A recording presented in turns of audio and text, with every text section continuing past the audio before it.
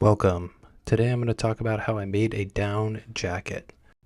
These are the completion photos for the sweater we're going to build today next to a Patagonia jacket. The first thing I did was draft a pattern. You could do this on paper. In this case I used some wrapping paper I had at the house.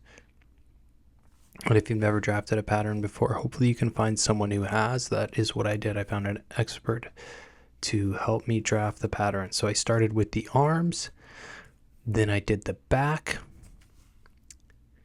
So that's what we're doing now, and I'm labeling each piece as we go along. And you can take measurements of your own body or the person you're gonna do this with. Okay, so we did the back. And then I got a bed sheet to sew a mock-up. So I traced the pattern onto the mock-up, cut that out because I'm not going to use my Silnylon fabric for the mock-up. Just going to use some bed sheet fabric. So now we got our back cut out. And we'll keep cutting out pieces from the pattern. This is going to be the front. And keep in mind, this is a sweater, which means no pockets, no zipper. And I'm designing it this way to keep it as light as possible. I want the highest warmth to weight ratio. And to do that, you can't have pockets or zippers.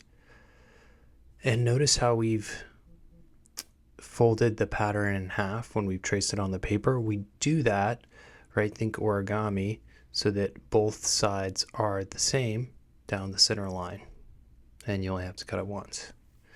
Okay, so now on your sewing machine, you just zip through your pattern. So we got one sleeve done. Test that out. Feeling pretty good. Now we're tracing the other pattern. This is going to be the front or the back. I'm not 100% sure, but it's for the mock-up. Oh, this is the front. Okay, so now we put the front onto the back. So what is happening is I try on the sleeves from the mock-up and then adjust the pattern accordingly. So in this case, I need to make the sleeves a little bit longer. So I add a little bit of paper to the pattern with tape and take new measurements and then cut the pattern again. So that's what I'm doing here. And hindsight 2020 with the front and back, the sleeves are actually pretty good. I may have made that shoulder opening a little bigger though, and then on the front and back panels I would have made it even bigger. So I made it slightly bigger on the pattern. After adjusting the mock-up, I would have made it even bigger. It came out a little tight because remember, the more down you put in your panels, so because each piece has 2 panels approximately for your down, the tighter things become. So you need to, make your pattern 5, 10, 15, 20% bigger depending on how much down you're going to stuff in it. So if you wanted a really poofy jacket, you need to stuff a lot of down in it and make your pattern bigger accordingly. So once I got the pattern adjusted for the second time after making my mock-up, I laid down the silicone coated nylon, and I wish I would have gone with a slightly thicker silicone nylon because this is so thin, but always order extra to make room for mistakes. In this case, this is 0.056 ounces per square yard. Sorry for the folks on the metric system, it's a little confusing. But it's actually cheaper to go thicker, and your jacket's going to be a little heavier, but it's going to be much more durable. I think this fabric is just a little too thin. If you're trying to go this light, just use Cuben fiber, to be honest. It's going to work better for you. Anyway, I'm doing some origami here again, trying to fold my fabric so I can make the least amount of cuts and get the most amount of material from each cut.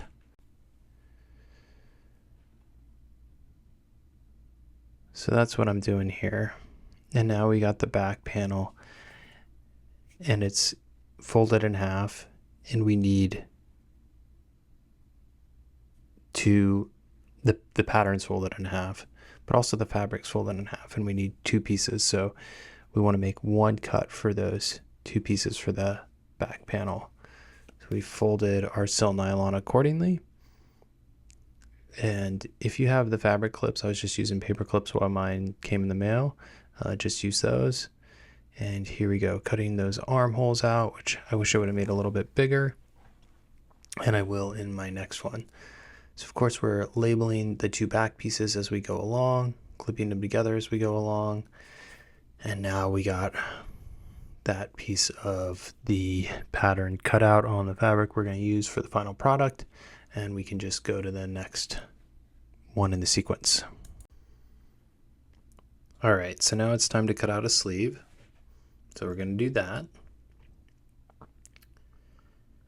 If you're wondering where I got this material from, it's in the description below, but it's all from Ripstop by the Roll. But once again, I'm folding my fabric in the most optimal way to cut out the sleeves. So to get the most amount of fabric with the least amount of waste. So that's the first sleeve, and this fabric's very thin, very easy to cut, and I don't want to mess it up, so just trying to do a good job.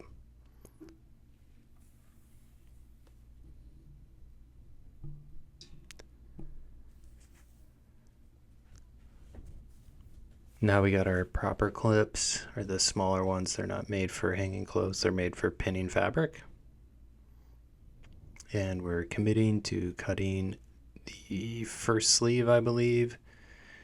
And again, we've doubled up the layers, so we don't have to make 1 cut for both pieces of the sleeve, which will be sewn together, and then we'll sew on baffles, and we'll stuff her down, and then we'll close it and attach it to the sweater.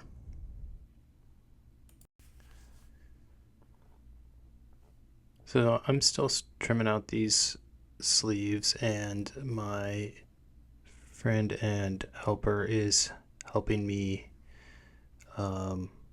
get them all labeled appropriately. And it looks like I made both sleeves the exact same, so I did just a single cut with all of them, which is a good idea. I'm just realizing that looking at this video now as I do the voiceover. So the more you think about it, the more efficient you can be with your cutting, and the cleaner your patterns can be in terms of their proportions. So that is such a big thing I learned with this project, and this is not an easy project. If you've never worked with down before, don't be like me and make this your first one. Do something like a quilt or a blanket to practice or make a bivy sack with Silnylon, or a hammock. Just do something to practice working with Silnylon first before you go off the deep end like I did. I think you'll have a better time. And then when you do a project like this, budget a lot more time than you think it's going to take. Okay, so now we have our pattern pretty well cut, except for the collar. And I'll give you a spoiler alert. I actually ran out of down fabric, so I never added the collar to this project. What I'm going to do, at least the plan right now, is I'm going to actually sew up, buy some more material, and make a down hood and attach that to the sweater. So it'll be a little heavier, but it'll be a little warmer with that option, but I'll make it like an optional attachment. So that's the collar piece. And it's really the simplest piece of the entire process. So now we're going to take a weight of the material, tar out our gram scale,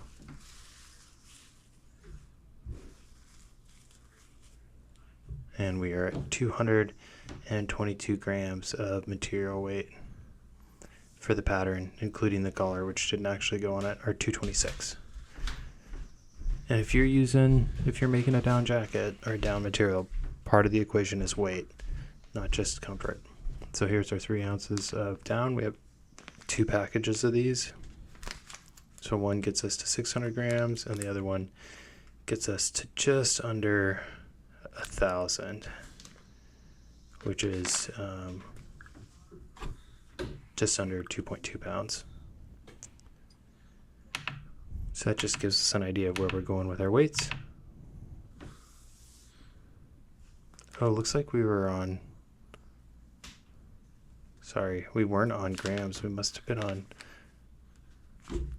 that is grams. Makes a lot more sense. I knew it wasn't that heavy. Okay, 274 grams for everything. That makes a lot more sense. 163 grams. All right, now that we're done weighing everything, it's time to start the assembly. So this looks like it's either the front or the back panel. We'll be able to tell in a second. And I am just clipping everything together with these little clips I bought on Amazon. Oh, yep, this is our back panel. And think about what side of your Silnylon you want to actually be the back or the that's on the outside face of the back or the inside face, and assemble your fabric together accordingly. What I'm doing now is a big mistake. I decided to use painter's tape to help create a more more friction-based surface, less slippery for the sewing machine with the with the Silnylon, because this Silnylon's so thin that the machine just binds up on it very easily. So it's the hardest fabric I've ever sewn. Doing this really helps, but you get tape residue on the thin needle you're using, so that's a pain, and then it's very difficult to get the tape off without actually ripping the fabric. So learn from my mistake. Don't do this. You just got to figure out how to do it without it. Some people use thin tissue paper to accomplish the same thing, and I think that's a good idea. With the baffles, I found a way to make this work.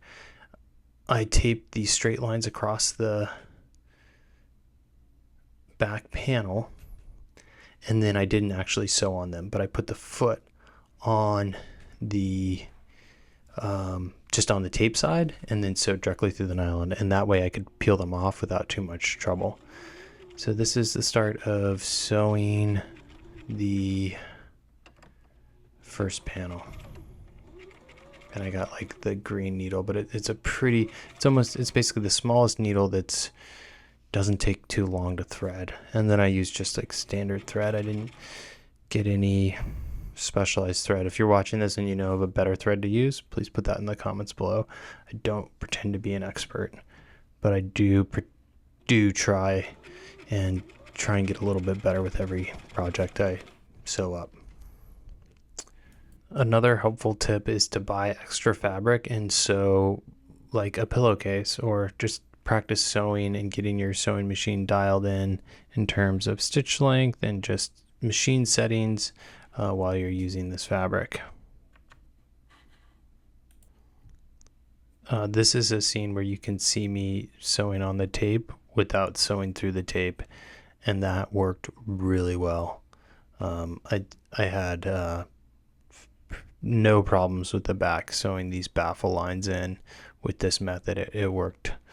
And I would recommend it I'll repeat it in future projects. So that was good. Okay, so now we have the back all set up, and we are ready to stuff some down in it. I'll give you the spoiler. In these baffles, I put 3 ounces of down in the back, which was way too much.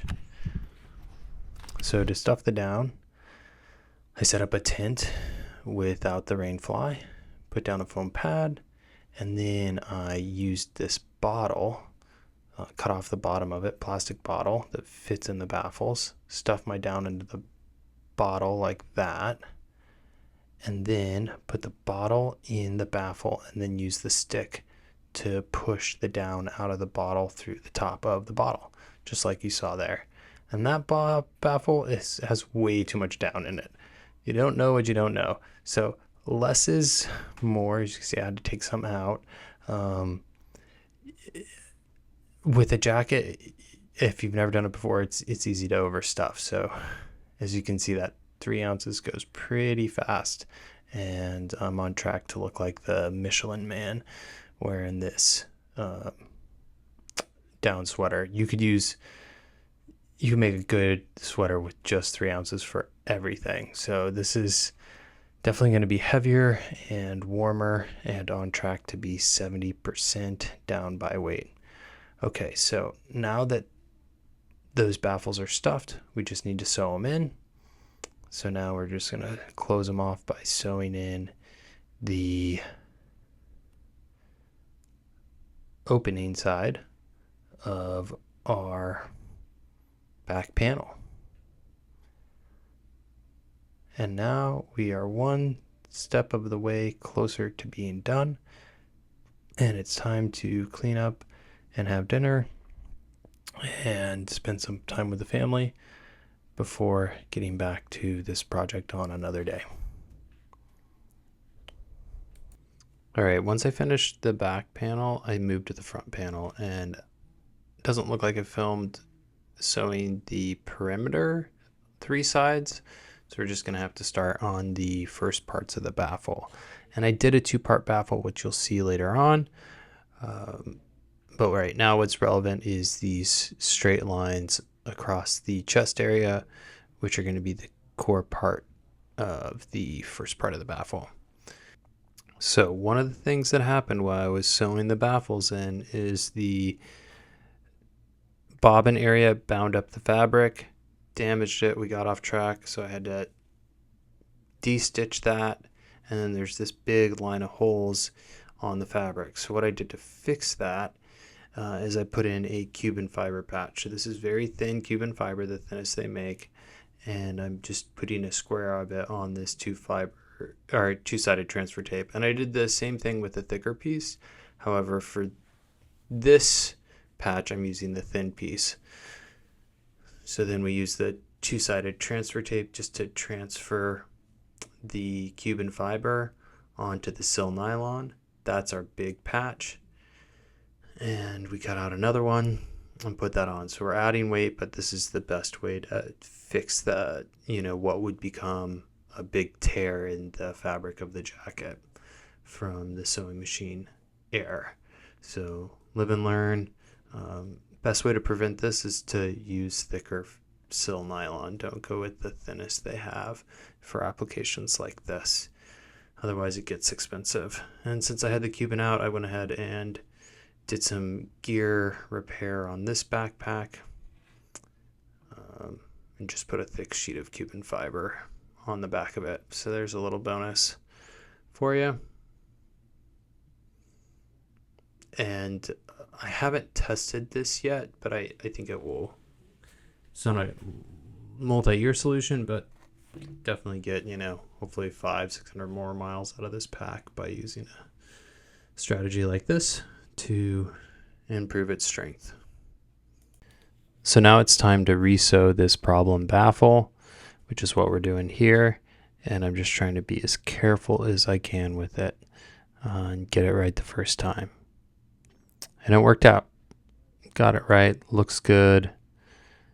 And now I can go on to sewing the next baffle line in and just taking my time, trying to send this fabric through as smoothly and perfectly as possible. So here we're on to our second bag of down, and I've learned not to overstuff the bottle, and we're just using the same strategy. Fill the bottle from the big opening, put it in the baffle, and then stuff it with the pole from the other opening. And we're doing this inside a tent so that the down doesn't get everywhere. It's contained within the tent.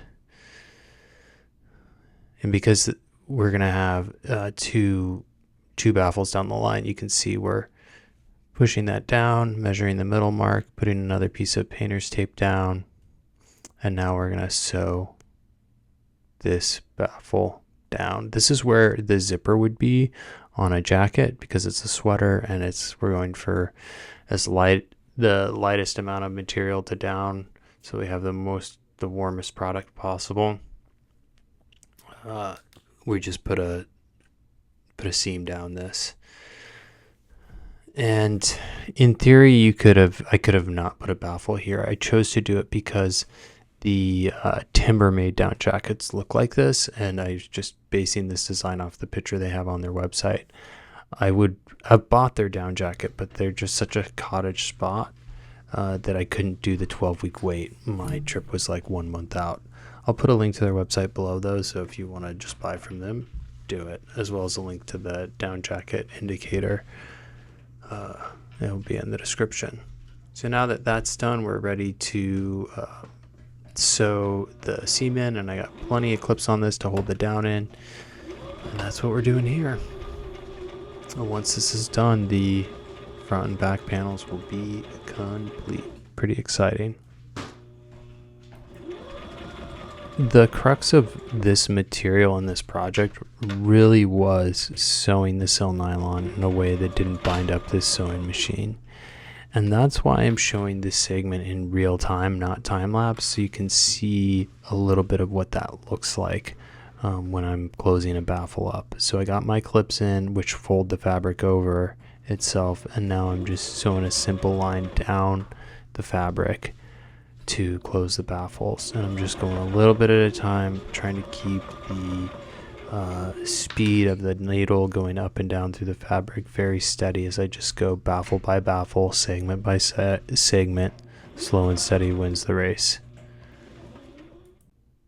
The tissue paper I ordered on Amazon after I started this process and consulted with some people online and various sewing groups on how to sew this fabric recommended tissue paper. So this is me testing that out for the first time, and I just put a full layer on the Silnylon sleeve, which we're sewing together for the first time. So we got the sleeve piece, and once again, it's like a two piece structure. Think of two pieces of bread put together, and then like the peanut butter is the down. So we're kind of sewing our edges and then popping our baffles in, and then we roll that into a tube shape and sew it together. So that's what we're doing here, and I'm learning that the tissue paper works pretty all right, but not great enough that I would 100% do it again in the future. I would say it makes things about, let's just say 5% better. That said, don't use glitter tissue paper because then you're just going to get glitter everywhere. So that's a mistake that doesn't make things better. So somewhere in the depths of sewing this, I forgot to film stuffing the baffles on the first sleeve. So you're just going to have to wait for the second sleeve to see that. But that's me closing them up and getting the sleeve. Now the sleeve's folded over itself long ways, and I'm sewing it together to get a nice tubular shape. So that's what we got there. And now the first sleeve is done and ready to be attached to the final product, except I got to put a hem on where my armhole goes out. So we're seeing a little bit of that here. Well, maybe I'm doing this. Oh, now we're starting the second sleeve. That's what's going on. So first sleeve done, second sleeve next. And it's coming along nicely. I'm going to go ahead and jump ahead to stuffing this sleeve so you can see that part of the process, because we've already seen sewing the first sleeve once, and I think you get the idea. It's pretty straightforward. All right, I'm on to my last little bit of down, and truth be told, these last two sleeves are not evenly stuffed because I ran out of down. And in hindsight, I should have bought 3 3-ounce bags so that I'd have a little bit extra, and that would have allowed me to keep my proportions similar across the product, both sleeves in this case. The thought with 3 ounces in the back, if I'm laying on my chest at night, that back's going to poof up and add a lot of warmth. So it makes sense from that design standpoint to have the chest have less down than the back. However, 3 ounces, maybe too much. I could have used 2 ounces there. And if I had extra fabric, I could have, or extra down, I could have proportionally stuffed both sleeves. My next step in the process for my next work session was to attach the now down stuffed front and back panels together. So I sewed the sides with the sewing machine and then hand stitched the shoulders because they were a little more fragile. Once that was done, I went ahead and burned off the pieces of thread that were hanging off, and I did this outside so we wouldn't get any fumes in the house. Got to be careful doing this though. You don't want to burn through your thin Silnylon, which is vulnerable. And then after that, it looks like here we're just sewing part of the jacket together. So this is where we're sewing the two sides actually. So it looks like I started by hand stitching the shoulders and then did the sides on the machine, unclipping the fabric clips one at a time as we went along, which is so much nicer than using 2 needles because it doesn't put any holes in the fabric. Next, we sew the sleeves together down the arm length so that they're tubular in structure. That's what we're seeing here. You don't go all the way though because we need to attach these to the jacket. So just getting it done, and there's our sleeve. And now we're ready to attach these to the jacket, which we've done. So what we see here is the collar area. I actually ran out of down, so I couldn't make the collar. And I'm using 2-sided transfer tape with Cuben fiber on one side to seal my seams or get the seams protected from ripping out in the collar area where this is going to have a lot of force every time the sweater is pulled on and off. So that's the strategy I used here. Instead of sewing on more fabric, I just used tape and Cuben fiber to make it stronger and held together better. And I just did, basically one little piece of tape at a time until I got the shoulders and the hole for the head to go through completely reinforced with tape. Alrighty, let's get into the specifications of this jacket. It's made of 6 ounces of, or 170 grams of 850 fill hyper dried down, and that material is the best down you can get for the price. You go higher than that, well, the price goes up substantially. So we can calculate our other material by just weighing the sweater and subtracting 170 grams. Total weight's 230, which is very light, lighter than most thin poofy jackets, especially if they're synthetic. And then we can calculate our percent down by weight. This project was all about creating the lightest weight sweater possible that had the most warmth to it. So we can see we have 74% down by weight. Here's a comparison shot of the front of the sweater compared and the back compared to a down jacket. And here's me wearing the sweater. This is the only night I wore the sweater on a 30-day backpacking trip. I was camped at 11,000 feet. All the other nights I would wear it for maybe 10-15 minutes in the morning when it was pretty cold, but it was just too warm for such a warm jacket. So what I did was I stuffed it in a t-shirt that I had for non-trail days, town days when I was doing laundry, and I used that as a pillowcase. And I had the most comfortable pillow I have ever had on a backpacking trip. So overall, I call this project a success. Learned quite a bit and had a wonderful time carrying it in my backpack for a month, and I hope to use it backpacking for many seasons to come. In any case, that's all I got for you today. Thanks for watching. We'll see you around.